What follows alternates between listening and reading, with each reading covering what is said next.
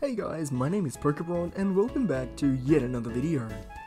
Today we are going to be playing Pokemon Blaze Black 2 Redux for 100 hours.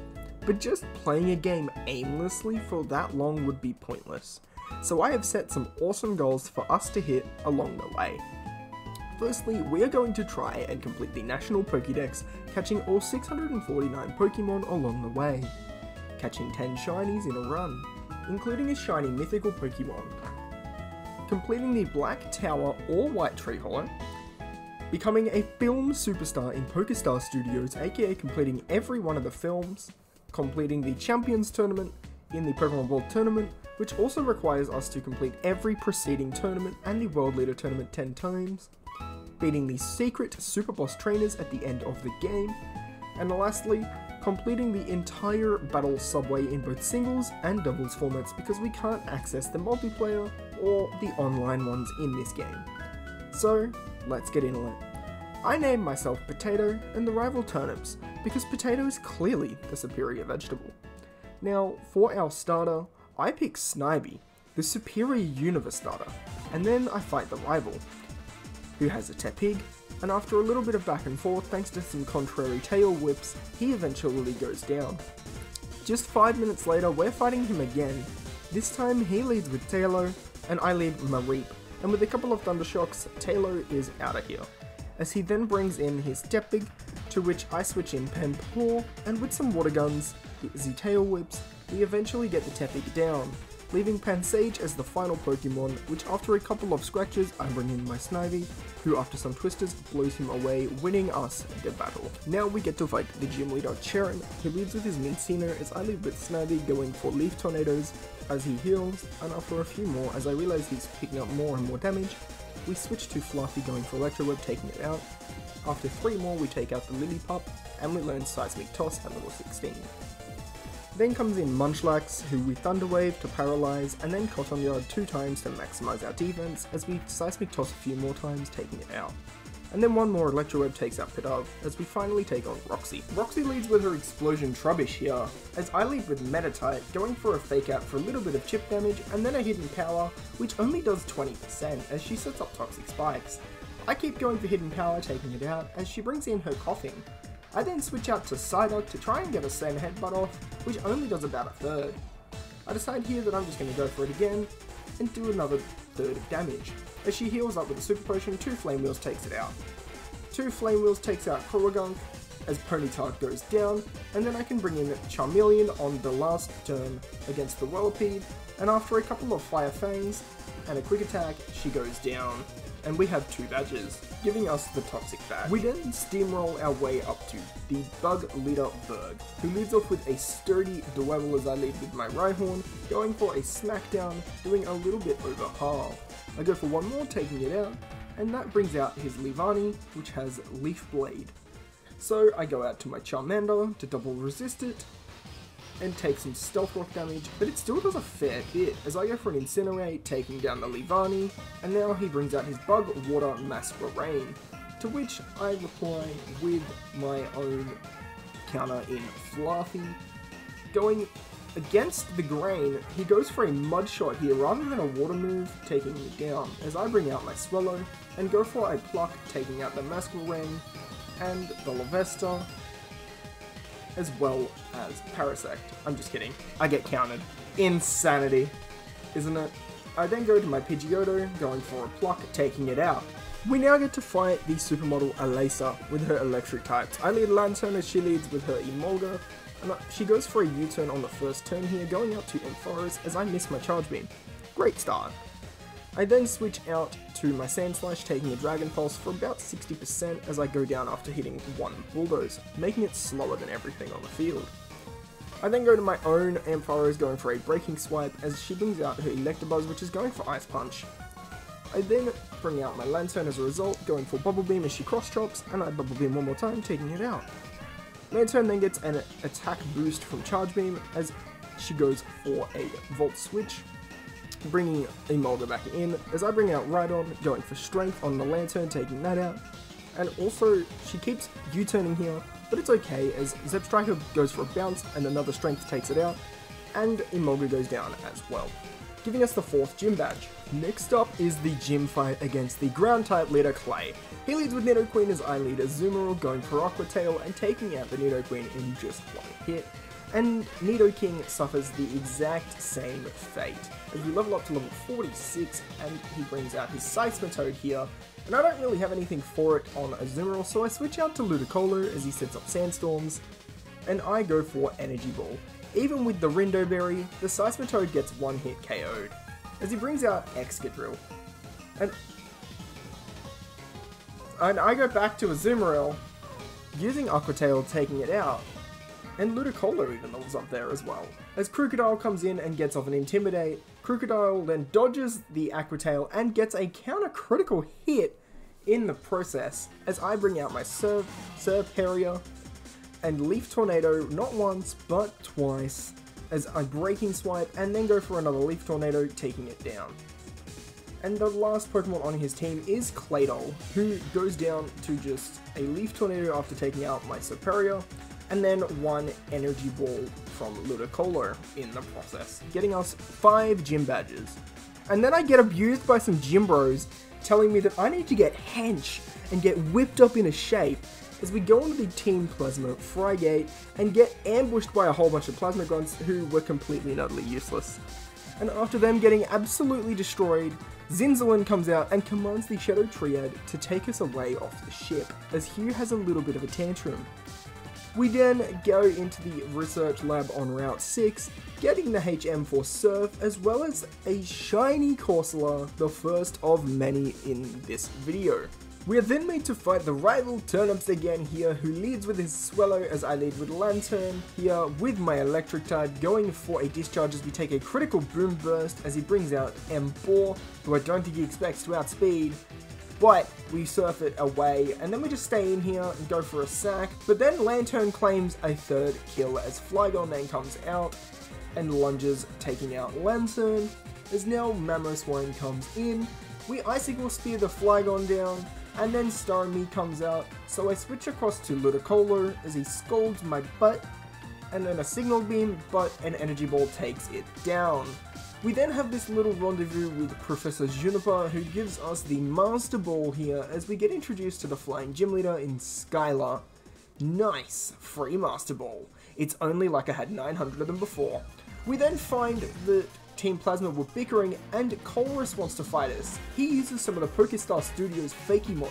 These are a really cool touch in this game, I'm not gonna lie. I'm not gonna go over this fight too much, but these guys are really sick. They have mythical stats, so 100 and everything. Fu here is a normal steel type, and then Mecha Tyranitar is a fire electric with flash fire. It's really nice. I think it's fire electric, it might be steel. I'm not sure, I would have to check. But after a few drain punches, look how bulky this thing is, man. Ludicolo does not have the worst physical attack in the world, but after a few hits, Ludicolo does go down, as I then bring out Volcarona, who does go for a Fiery Dance, taking out Mecha Tyranitar, as we find the shiny baby Pikachu! Oh my gosh! Look at the little baby! We catch it, and go across to Skylar, the Flying Gym Leader, who leads with his Skarmory as I lead Zebstrika here, going for a Flame Charge to break the Sturdy as she sets up Stealth Rocks. I then discharge, taking out the Skarmory as she brings out her Gliscor, aiming to Earthquake my booty. I then go across to Swanna here to dodge the obvious impending Earthquake and go for an Icy Wind, taking out the Gliscor. Drifblim then comes out here as I switch across to my Pokemons in Jolteon, and he Thunderbolts, but because I'm Quick Feet and not Volt Absorb, we do get hit. I then discharge, taking out the Drifblim, taking out the Archeops, taking out the Togekiss, after 2, unfortunately. I'm kidding, it was 3. She had to heal. And then a Swanna comes out, even with a Wakam Berry, cannot resist enough, and goes down. We then have this little fight against Bianca here, before going through Reversal Mountain together with her. This fight on Challenge Mode is really tough, but it's not so bad on Normal Mode, as a couple of Fiery Dances before Volcarona goes down, a Smart Strike from Excadrill takes that out, and then an Earthquake on the Mienshao, as well as an Earthquake on the Persian. But hey, it's not so bad on Challenge Mode, if you know what you're doing. But we go together to Heatran's den, and then across to Laconosa Town, where Team Plasma have been lurking. And to be honest, at this point in time, we have got access to Cobalion, a level 80, 580 base stat legendary.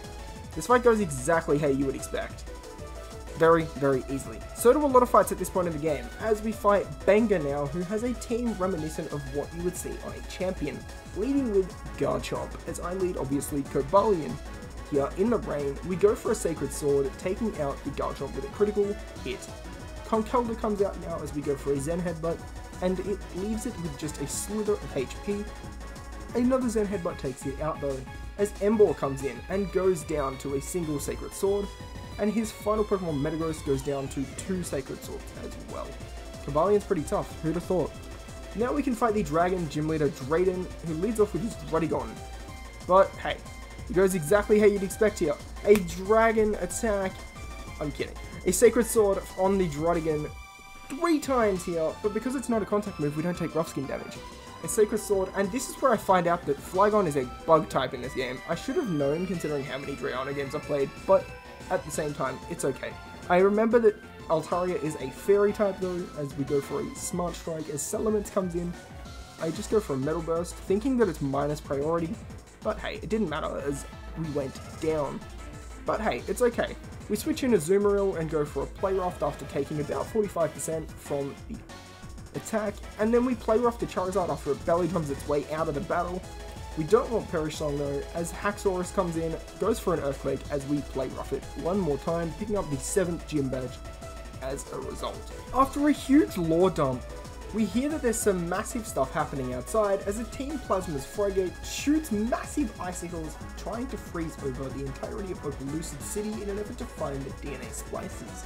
Unfortunately for us, they're gone.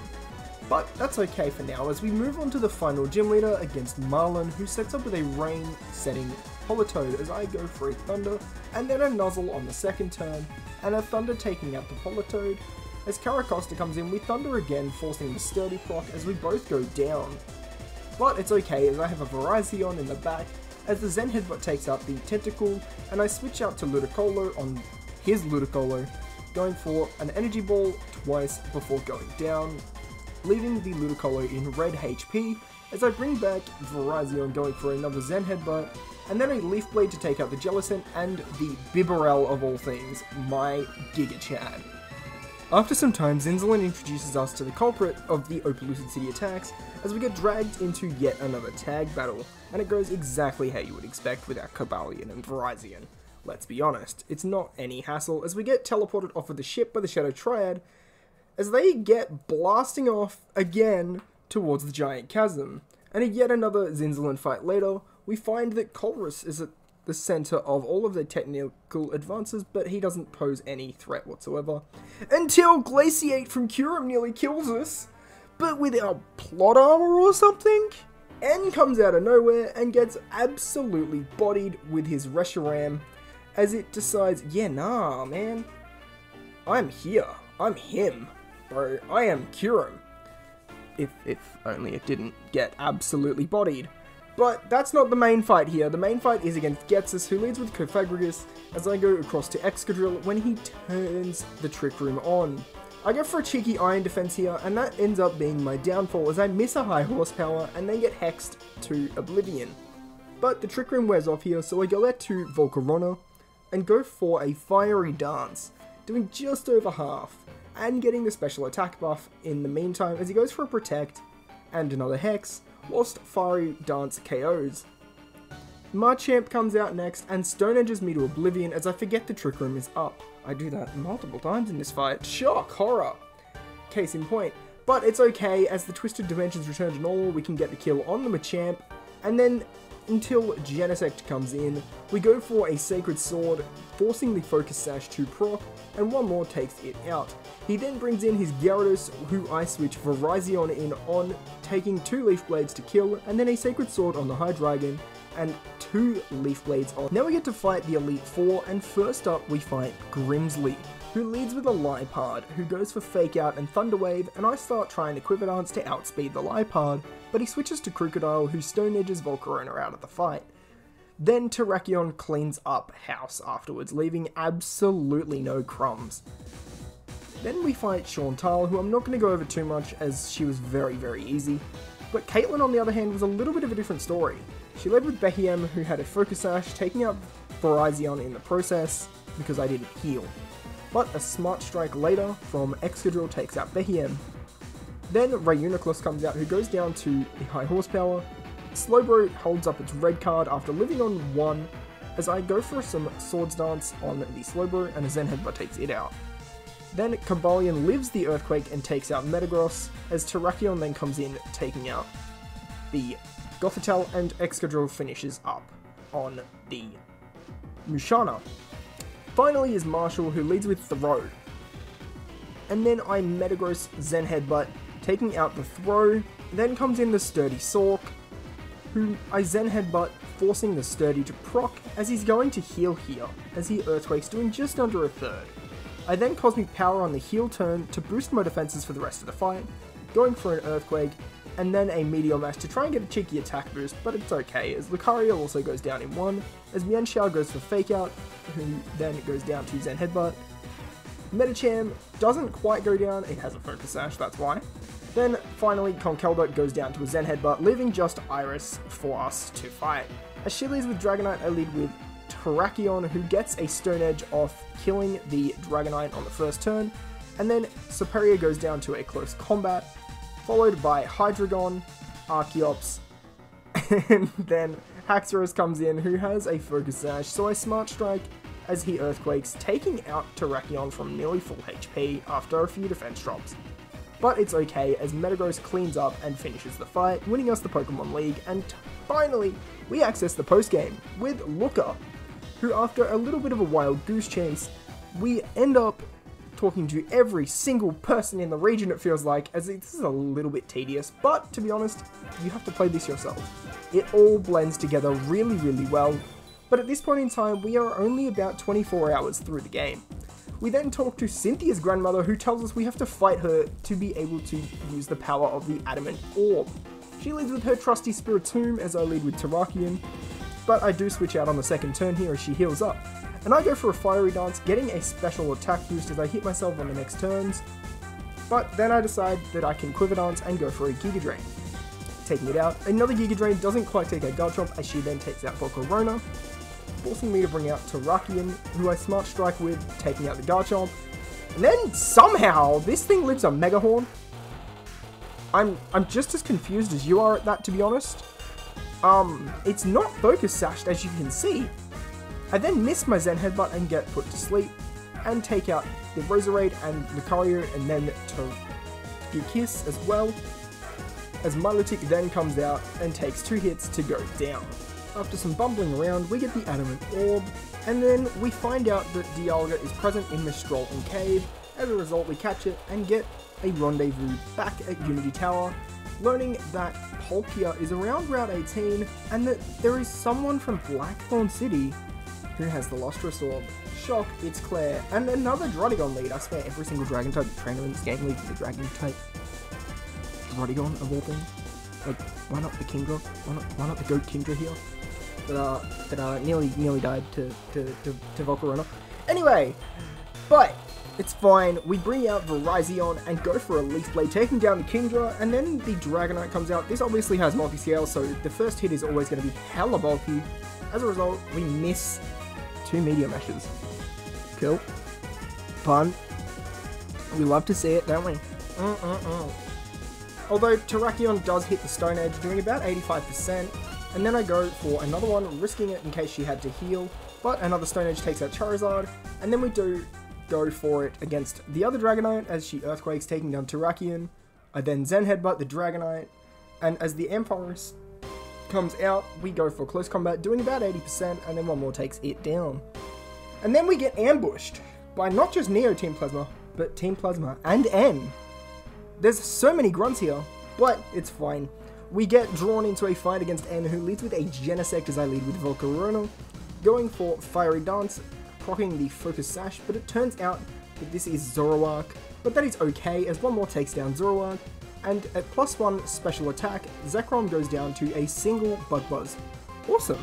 I didn't expect that myself, but on the Reshiram we do have to switch and get Focus Blasted to Oblivion as one more extra sensory takes it out.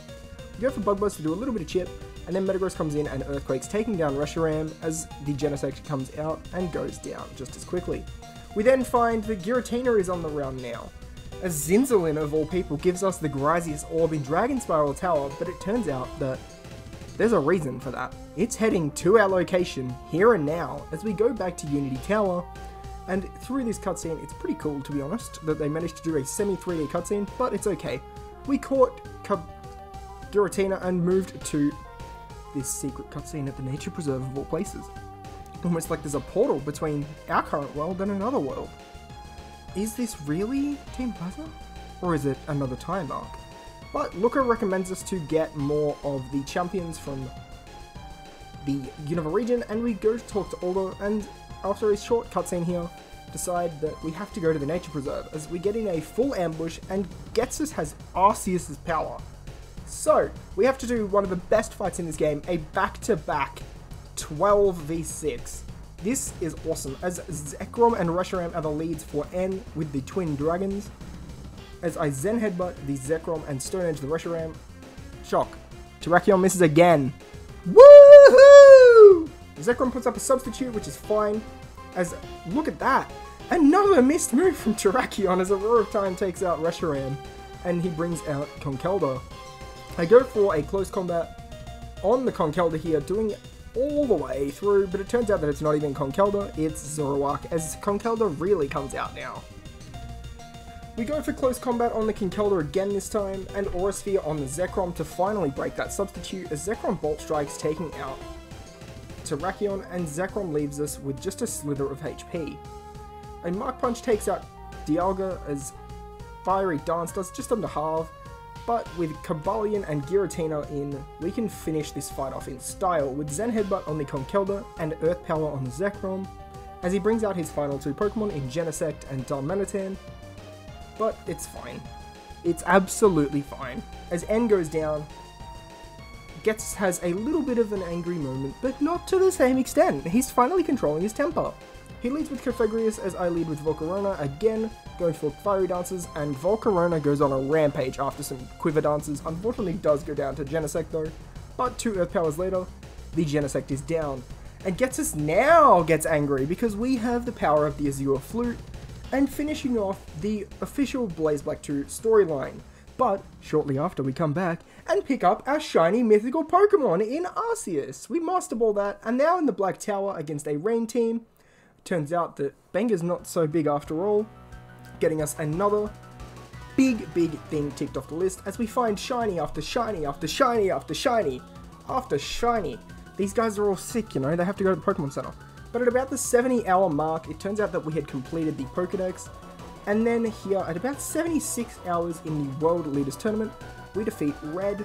At the 84-hour mark, this is the most tedious thing I've ever done in a Pokemon game, I'm not even kidding, and I finished Sword and Shield. This took 10 hours of game time, which was like 4 hours real time. This took so long! I hated every minute of it, but then we defeated all 5 of these secret Super Boss trainers in Hilda, Red, Drayano, and Aphex, and now the final stanza against the Battle Subway with 10 hours to go, leading Crustle and Excadrill. Excadrill gets off the Smart Strike as Volcarona finishes off this fight in style with a few Fiery Dances. That's fine. That is the regular singles down. Now against the Super Singles, it's the same lead except I have Latios in instead, and Aura Sphere takes down the Excadrill. As Haxorus comes in, I have to go to Volcarona and try and get a burn here. And luckily enough, Flame Body does proc. Incredible. This is some of the most insane play that I've ever done, like, in general. I know I'm pretty decent at, like, the singles formats in these games, but this was wild. As Latios finished the job in the singles train, we moved across to the doubles train. With Klinklang and Garbodor in the lead, we Fiery Dance on the Klinklang and Esper Wing Garbodor in the first tier, and then Durant gets Fiery Danced as Esper Wing does enough damage to Crustle to put it into red HP, and then Metagross Meteor Mashes, but Esper Wing finishes it off, and now in the Super Doubles train, we can finish this in style. As he leads Chandelure and Excadrill, I lead Volcarona and Latios, as Fiery Dance on the Excadrill and Esper Wing on the Chandelure, neither of which KO each other, but the Life Orb does kill Excadrill nonetheless, as we bring in Metagross here as he goes to Haxorus. I go for the Rock Slide, trying to get the flinch chance on the Haxorus, but with Esper Wing it's okay as it is, as we do enough damage to not have to worry about it, as Chandelure also goes down.